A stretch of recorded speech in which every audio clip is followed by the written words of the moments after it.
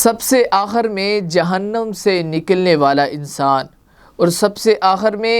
جنت میں جانے والا انسان،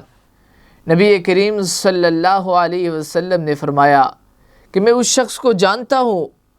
جو جہنم میں سب سے آخر میں نکالا جائے گا اور سب سے آخر میں وہ جنت میں جائے گا۔ اللہ تعالیٰ کہیں گے اسے اذهب فادخل الجنہ، اے میرے بندے جا جنت میں داخل ہو جا۔ وہ جنت کے پاس جائے گا تو اسے یہ لگے گا، اسے یہ محسوس کروایا جائے گا، اسے یہ خیال کروایا جائے گا کہ جنت تو بری ہوئی ہے۔ وہ اللہ تعالیٰ کے پاس دوبارہ آ جائے گا اور کہے گا اللہ جنت تو بر چکی ہے،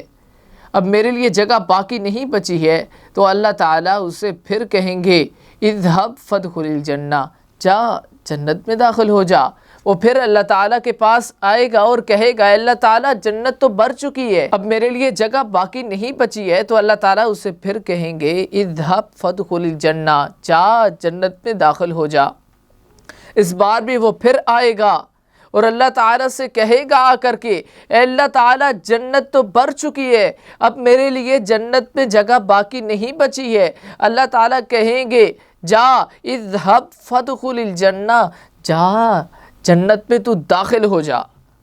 فَإِنَّ لَكَ مِثْلَ الدُّنْيَا وَعَشَرَةَ أَمْثَالِهَا،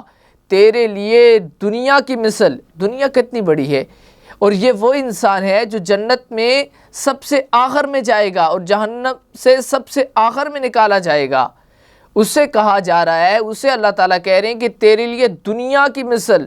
اب دنیا کا شمار آپ خود کر لیں کہ کتنی بڑی دنیا ہے۔ آگے نبی صلی اللہ علیہ وسلم نے کہا او عشرۃ امثالہا، یا اس سے 10 گنا زیادہ اسے دے دیا جائے گا، تجھے دے دیا گیا ہے۔ اللہ تعالیٰ اسے کہیں گے اور وہ بندہ آگے سے کہے گا اللہ تعالیٰ سے اے اللہ تعالیٰ تو میرے ساتھ ہنسی مذاق کرتا ہے، تو میرا مذاق اڑاتا ہے، تو میرے ساتھ تمسخر کرتا ہے، وَأَنْتَ الْمَلِكُ، اور تو آسمان و زمین کا مالک ہے، تو میری ہنسی اڑاتا ہے، میرا مذاق کرتا ہے۔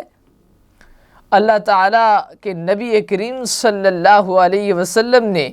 یہ بات بیان کرتے ہوئے، صحابی کہتے ہیں یہ واقعہ بیان کرنے کے بعد نبی کریم صلی اللہ علیہ وسلم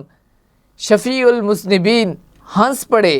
یہاں تک کہ آپ صلی اللہ علیہ وسلم کے پچھلے دندان مبارک بھی